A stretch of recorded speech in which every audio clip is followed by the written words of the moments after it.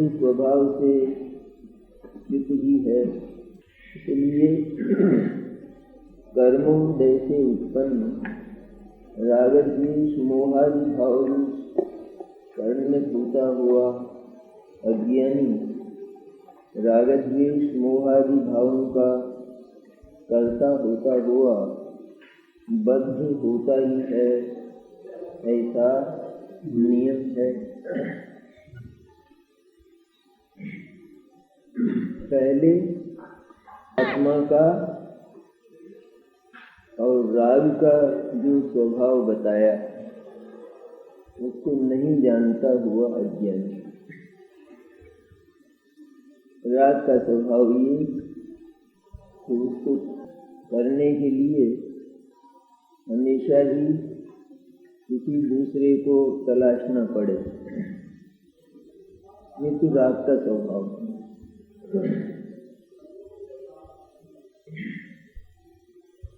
ध्यान से सुनने की है बात, गंभीरता से। राग का स्वभाव क्या है कि राग चाहे कैसा ही हो, लेकिन उसे करने के लिए हमेशा ही दूसरे की जरूरत पड़े। आत्मा का स्वभाव कैसा है कि बिना ही किसी दूसरे की जरूरत वाला है। आत्मा को अपने रहने के लिए, अपने अस्तित्व के लिए किसी दूसरे की जरूरत नहीं रही और भविष्य में भी नहीं रहेगी। आत्मा आत्मनिर्भर पदार्थ है। इसको कहते हैं आत्मा कि जो आत्मनिर्भर हो, सेल्फ डिपेंडेंट, जिसको किसी दूसरे की निर्भरता अपनी सत्ता के लिए, सत्ता अर्थात जीवन के लिए रही ही नहीं है। यद्यपि बात तो बड़ी विचित्र रही कि जो आत्मा आत्मनिर्भर है और जिसे अपने जीवन के लिए किसी दूसरे की जरूरत नहीं, वह सदा ही अपने जीवन को दूसरों के आश्रित समझता आया।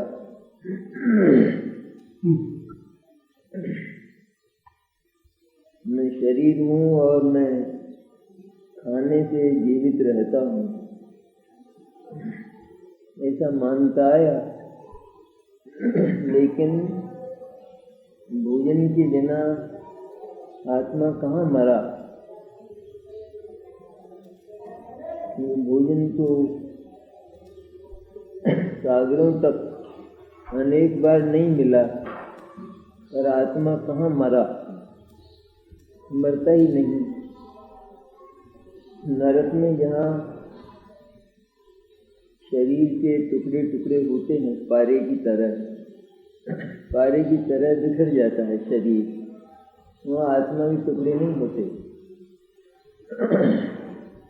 आत्मा अखंड ही रहता है। तो ऐसा आत्मा कि जो कभी अपनी सत्ता को खोता नहीं है और अपनी सत्ता को किसी दूसरे के अवलंबन पर रखता भी नहीं है, उस आत्मा को जिसने अवलंबनशील माना, उसका नाम अज्ञानी है।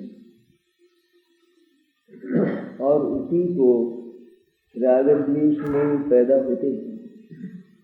क्या हुआ राग द्वेष मोह? अपनी जो चैतन्य सत्ता है, आत्मनिर्भर स्वतंत्र, उसको जहाँ किसी दूसरे के अधीन, किसी दूसरे से जीवित रहने वाली, किसी दूसरे से कुछ पाने वाली, किसी दूसरे को कुछ देने वाली अथवा लेने वाली जो कुछ भी माना, तो वहाँ की तरफ जाए बिना नहीं रहेगा। श्रद्धा और ज्ञान का दूसरे की ओर जाना, इसका नाम मोह, इसका नाम मिथ्या दर्शन और मिथ्या ज्ञान, क्योंकि आत्मा को जरूरत कहाँ है ये कि वो किसी दूसरे के प्रति अपनी दृष्टि दौड़ाए अथवा किसी दूसरे से कुछ चाहे। सिद्ध दशा में जो आत्मा है, आखिर उसमें और संसारी जीवों का जो आत्मा है, इसमें अंतर कहाँ है, फर्क कहाँ है उसमें? फर्क तो सिर्फ अपने आप को मानने और जानने में है। संसारी जीव आत्मा को कैसा मानते हैं, कैसा मानते हैं? जैसा है वैसा नहीं मानते हैं। और सिद्ध क्या करते हैं? ये जैसा है वैसा मानते हैं। जैन धर्म से ज्यादा सरल दुनिया में कौन सा धर्म होगा जिसकी इतनी सीधी परिभाषाएं? हम सिद्ध दशा, सिद्ध भगवान, सबसे बड़े भगवान इसको कहते हैं कि जो अपने को आत्मा मानती। किसी के समझ में आ रही सिद्ध भगवान का स्वरूप? अरे इसमें क्या है? जो अपने को आत्मा माने वो भगवान से क्या भगवत्ता हुई उनमें?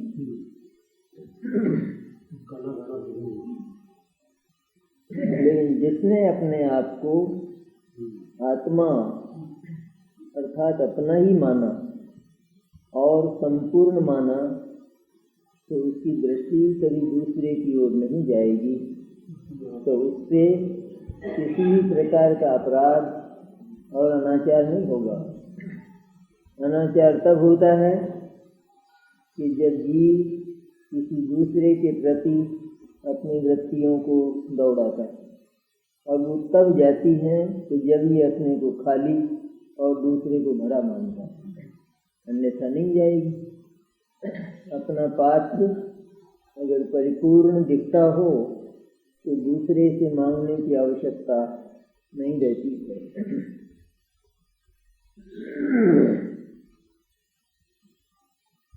जैसे अपने पात्र में पानी है पूरा रेल में, तो किसी दूसरे से क्यों मांगेंगे?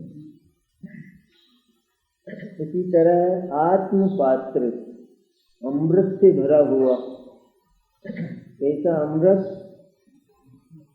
कि जिसको प्रति समय पीकर जीवित रहा जाता है, अर्थात आनंदमय रहा जाता है। देवों का अमृत नहीं, जिसको पीते पीते ही मर जाते, वो नहीं अमृत। उसका नाम अमृत तो है,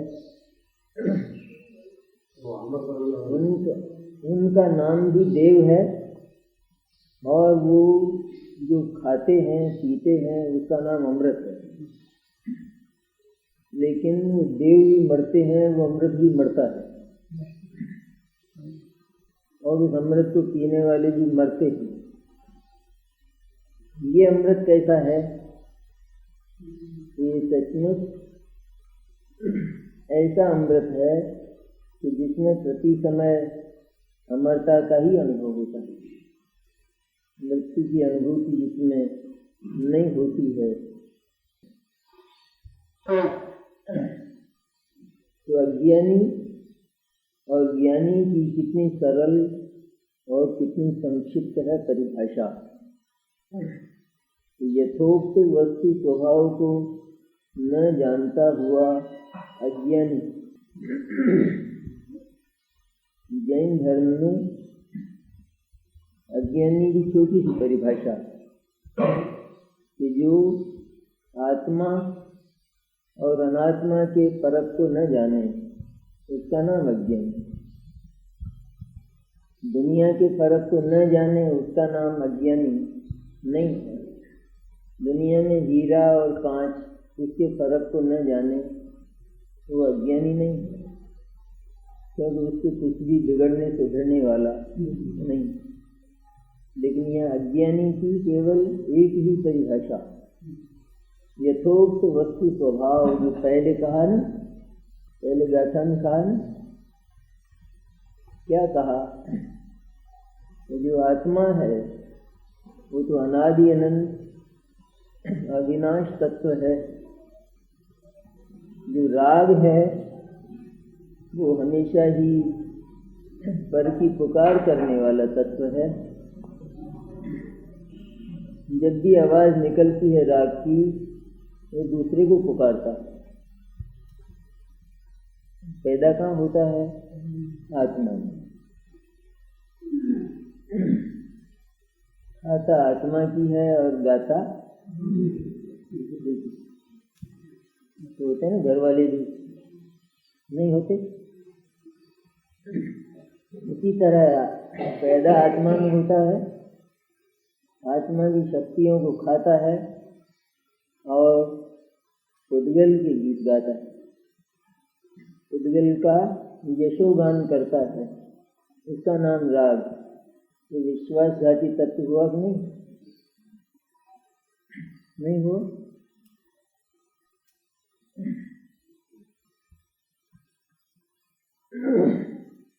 खेड़ी में जैसे लोगों ने खाया तो अपने खेमे में काम किया है? नहीं किया? ऐसे नहीं होते लोग? अधिकतर ऐसे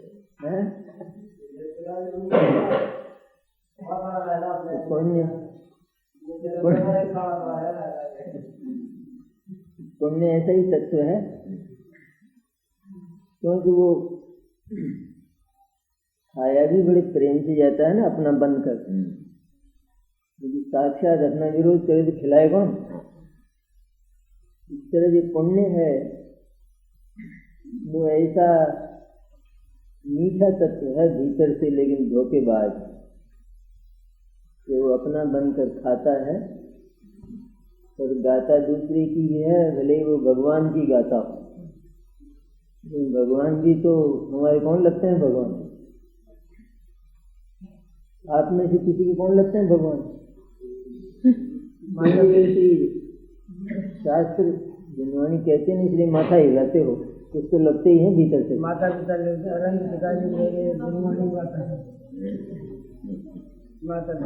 भगवान ही कुछ नहीं लगते। चैत्यालय वालों के तो भगवान भी कुछ नहीं लगते हैं। झगड़ा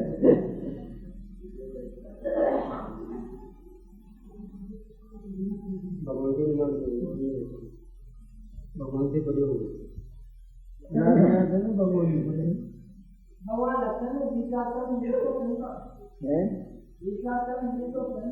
अपने कौन लगते हैं? अपने कौन लगते हैं? नहीं लगते, कुछ भी नहीं लगते। भगवान की बेइज्जती नहीं हो जाएगी?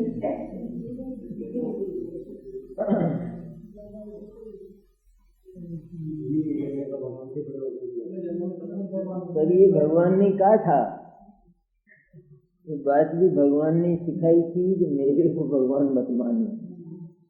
किसको मानना? अपना। तेरे भीतर भी बैठा है एक, वही तेरे काम आने वाला है, वो तो मानना। मैं तेरे काम आने वाला आए, काम आए भगवान? नहीं आए। भगवान बताने में काम आए, किसी के काम नहीं आया आज तक? आते तो हैं, शादी ब्याह में तो आते हैं।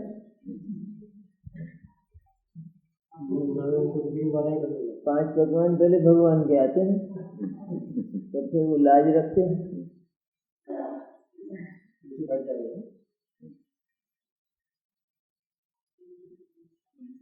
यथोक्त वस्तु स्वभाव को न जानता हुआ अज्ञानी, एक ही परिभाषा याद रखने लायक है, छोटी सी।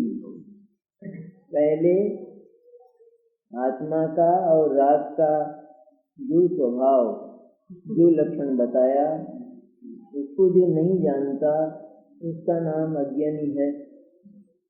जिसने राग और आत्मा के स्वभाव को जाना, उसने सबसे पहले आत्मा के स्वभाव के नजदीक जाकर उसका अनुभव किया और तुरंत राग से ममत्व छोड़ा।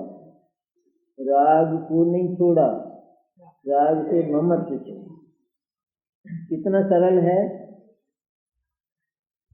राग को छोड़ना वो कठिन पहले, क्योंकि राग को आत्मा से भिन्न जाने ही नहीं, छोड़ा नहीं जा सकता। ये कठिन हुआ ना, लेकिन राग और आत्मा ये दो चीज हैं, दो है नहीं।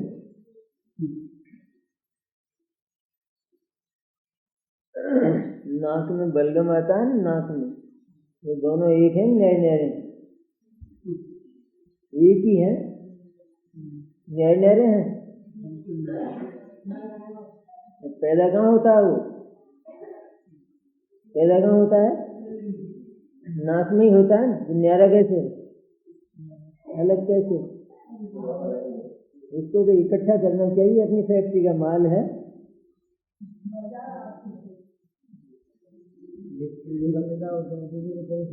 लेकिन जरा सा आते ही फेंकने की बात करता है। बोले फेंक ना सके, सारी रात ही सड़ सड़ करता रहे, भले फेंक ना सके, भले ही रजाई से बाहर आकर, लेकिन अच्छा तो नहीं लगता है वो वहाँ रह कर भी। तो इतना भी किया जा सकता है ना, वो होने पर भी हम उसको अपने शरीर से भिन्न जानते भी हैं, मानते भी हैं, लेकिन छोड़ते तो प्रातःकाल उठकर ही हैं। इतने समय तक अपने पास ही रखते। इसी तरह है ये बात, ऐसी जैसी जिसने अजी जरूरी है बहुत, हाँ नहीं फेंक सकता। रात को चले जाओ 12 बजे लैट्रिन, आप देखो कर दोगे? रात को 12 बजे लैट्रिन कर दोगे? सवेरे जाओगे कि नहीं? सवेरे जाते हो ना, रात को 12 बजे चले जाओ, हो जाएगी।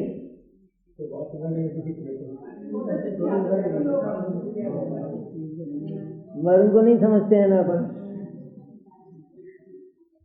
मल का होना अलग बात और मल का विसर्जन अलग बात। मल का विसर्जन उसका जो समय है उससे पहले नहीं होगा। इसी तरह राग की बात है। राग मल है, मैल है, उसको आत्मा से अलग जानना ये एक बात, और उसका विसर्जन ये दूसरी बात। पर जिसने उसको अपने से अलग जाना, मल जाना, मैल जाना, वह उसका विसर्जन किए बिना नहीं रहेगा। लेकिन वो विसर्जन समय पर होगा, असमय नहीं हो सकेगा। असमय करेगा तो गिर जाएगा, पतन हो जाएगा, पसीना आ जाएगा और मेहनत व्यर्थ होगी। असमय करेगा। ऐसी सीधी बातें हैं, सुंदर। मल के राग के विसर्जन के क्रम का नाम गुणस्थान। क्या है गुणस्थान? 14 गुणस्थान क्या है?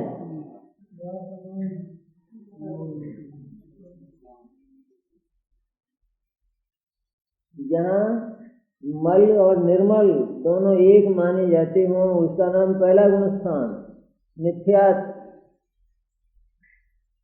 और जहाँ मल और निर्मल ये न्यारे मान लिए जाते हों, उसका नाम चौथा गुणस्थान, उसका नाम चौथा सम्यक दर्शन। यहाँ तो अलग जाना। अब विसर्जन का क्रम उसके आगे से विसर्जन होता है, छूटता है। अपनी शक्ति के अनुसार इसका त्याग करता ही है, क्योंकि जानता है यह जब तक है तब तक मेरा स्वास्थ्य उभरने वाला नहीं है। ये अवरोधक है मेरे स्वास्थ्य का। आत्मा का स्वस्थ स्वभाव अर्थात सिद्ध दशा, उसका अवरोधक है राग, इसलिए उसका क्रमशः विसर्जन करता है। इसको गुणस्थान कहा। गुण का अच्छा स्थान है, गुण अच्छा स्थान है, पहला गुणस्थान है। दुर्गुण को गुण नहीं कहते हैं, दुर्गुण को भी गुण कहते हैं, नहीं कहते? ये जिसका गुण क्या होता है? विष्णु विष का गुण क्या है? विष्णु गुण नहीं होता मारना, ऐसा ही उसका है।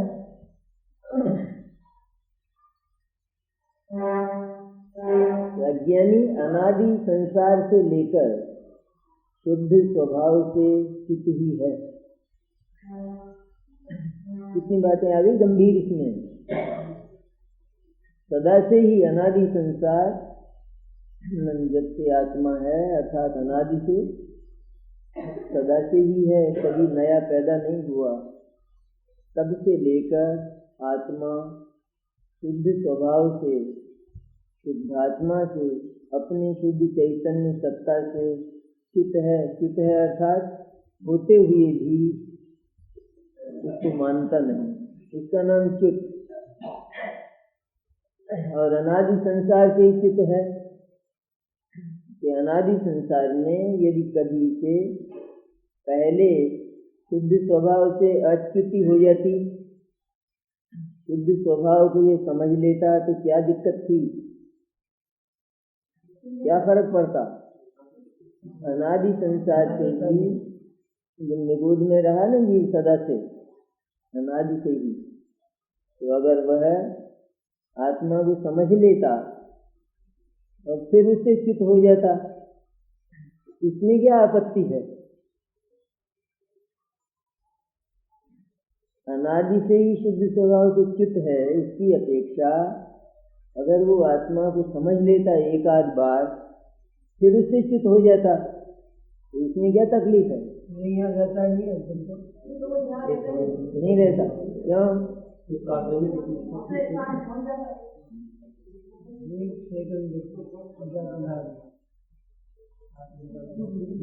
ज्ञान की शक्ति ऐसी है, सम्यक दर्शन के लिए कहा जाता है ना, सम्यक दर्शन ये कहता है पैदा होने से पहले, अगर तुमने मुझे एक बार बुला लिया तो मोक्ष जाना पड़ेगा, ये पहले सोच लो। तुमको अभी अगर यहाँ रहना हो तो मुझे मत बुलाना। अर्ध पुद्गल परावर्तन काल बताया ना उसका। तो एक बार अगर ज्ञानोदय हो जाए, शुद्ध स्वभाव से अच्युति हो जाए, तो फिर ये जितने भी जीव है ना निगोद के, उनमें भव्य भव्य तो सब खाली हो जाते हैं। अभव्यों को तो खैर जाना नहीं है, लेकिन भव्य तो सब खाली हो जाते, नहीं होते? खाली होते कि नहीं? क्यों?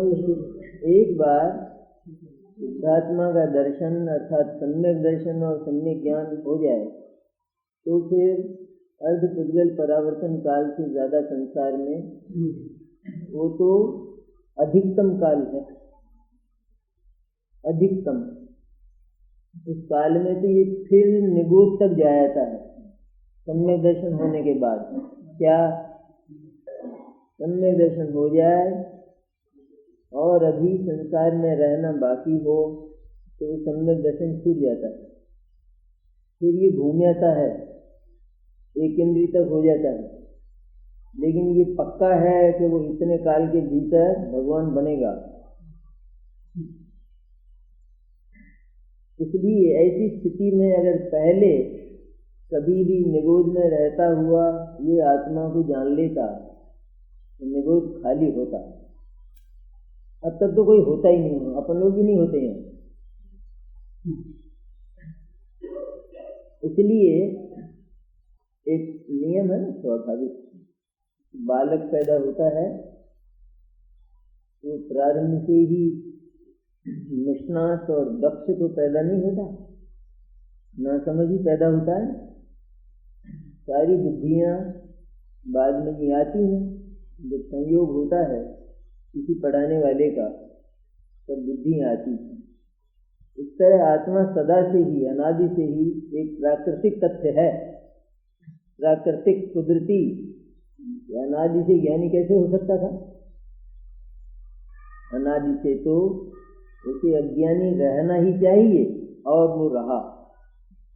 और किस तरह रहा कि आत्मा के स्वभाव को न जानता हुआ अपने आप को केवल देह और इंद्रियां मानता हुआ, मिट्टी मानता हुआ अपने आप को है चैतन्य, जानने देखने वाला, और माना अपने को मिट्टी ऐसा मानता हुआ शुद्ध स्वभाव से चुप रहा। शुद्ध स्वभाव है आत्मा, आत्मा की सत्ता, शुद्ध चैतन्य सत्ता।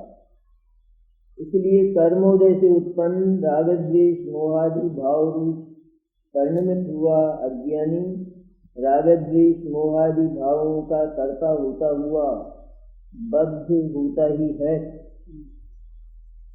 इसलिए कर्मोदय से उत्पन्न, क्योंकि राग द्वेष मोह विकार है, आत्मा से बेमेल भाव है। राग और आत्मा की जाति में फर्क है, जाति में अंतर है। आत्मा आनंद और सुख की जाति का पदार्थ है, जो राग है वह आकुलता की जाति वाला है। इसलिए दोनों में अंतर है, दोनों की जाति में ही अंतर है। पैदा होने पर भी राग चैतन्य जाति का नहीं, इतना जाने चैतन्य जाति का नहीं है राग, इसकी जाति अलग है। इसीलिए आत्मा से सदा के लिए समाप्त हो जाए तो भी आत्मा का कुछ नहीं ले जाता, आत्मा को पूरा का पूरा सुरक्षित छोड़ जाता है। ईमानदार शरीर में दो प्रकार के फुंसी होती है ना, फुंसी, इसमें दो प्रकार का बलगम होता है। एक तो ऐसा काला काला सा, लाल लाल सा, एक सफेद झक घी की तरह। कौन सा पसंद है?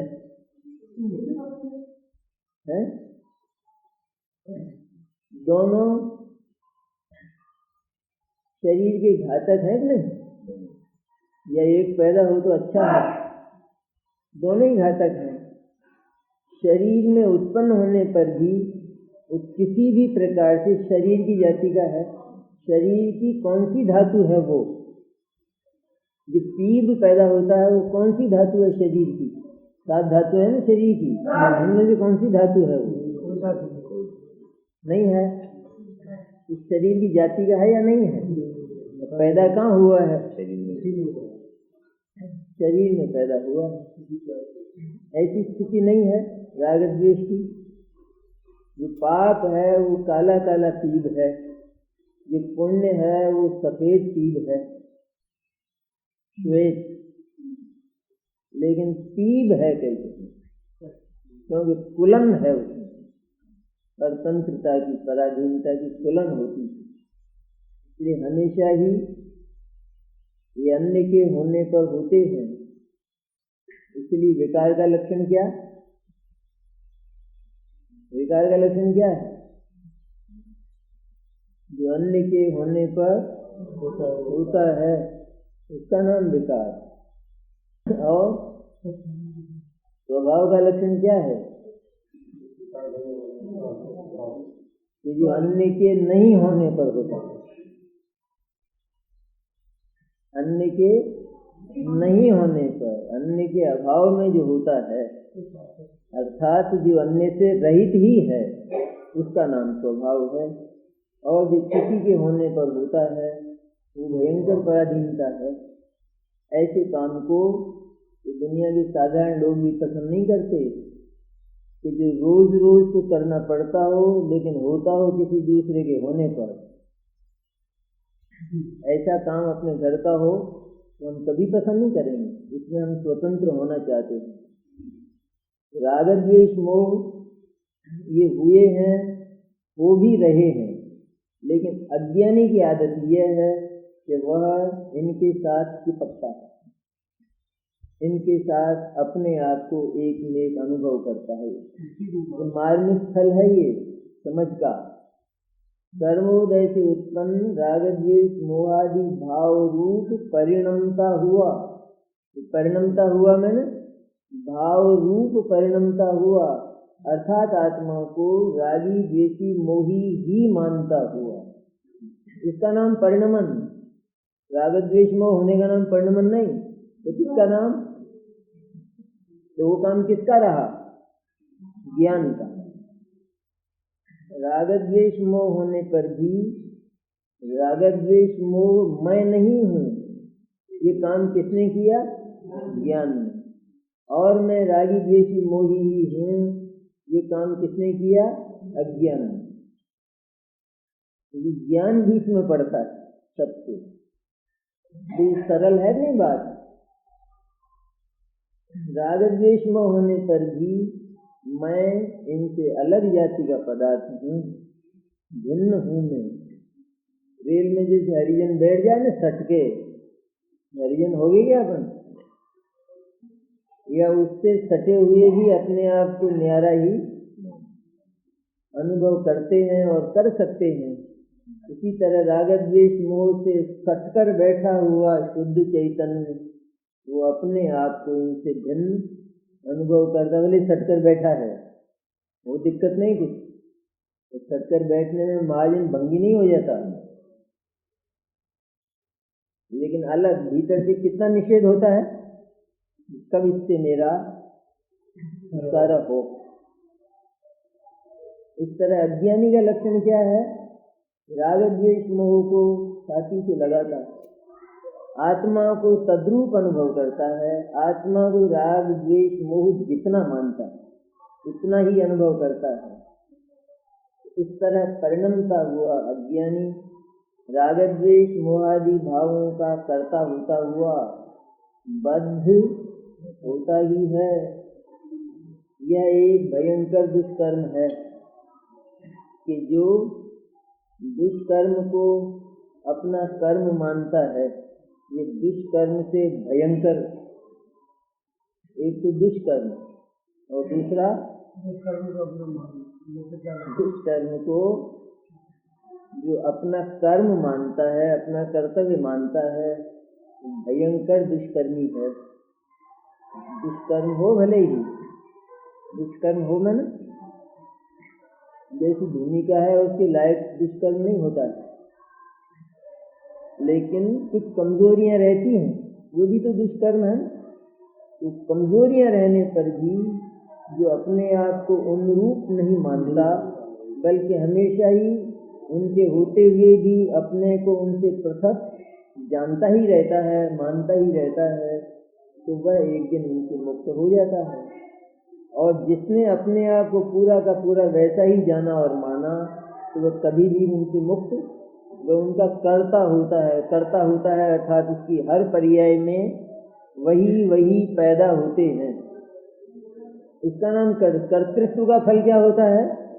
कर्तृत्व में ना अपने आप को उनसे एक में एक अनुभव करना, उसका फल क्या होता है? हर पर्याय में वही भाव पैदा होते हैं।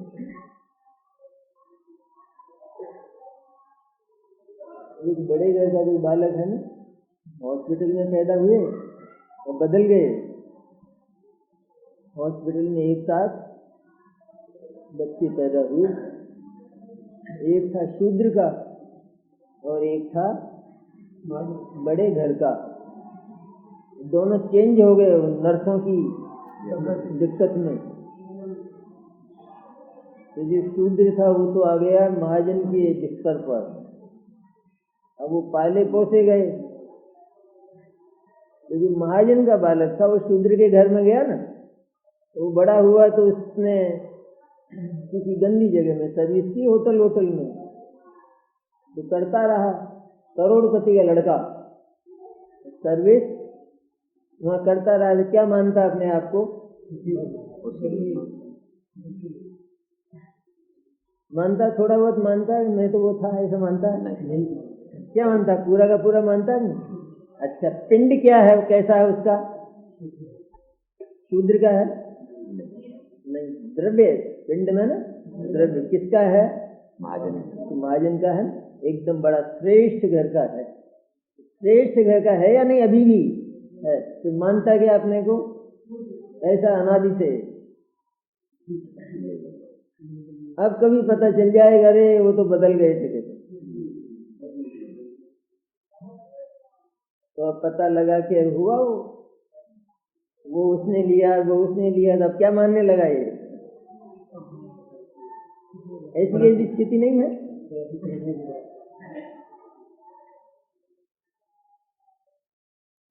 जैसे वो बड़े घर का बालक होटल में निम्न काम करता हुआ अपने आप को वैसा ही मानता है, तो उससे प्रतिक्षण वही काम होता है और कोई दूसरी कल्पना वो नहीं कर सकता। इसी तरह अज्ञानी अपने आप को पाप और पुण्यमय मानता हुआ प्रति समय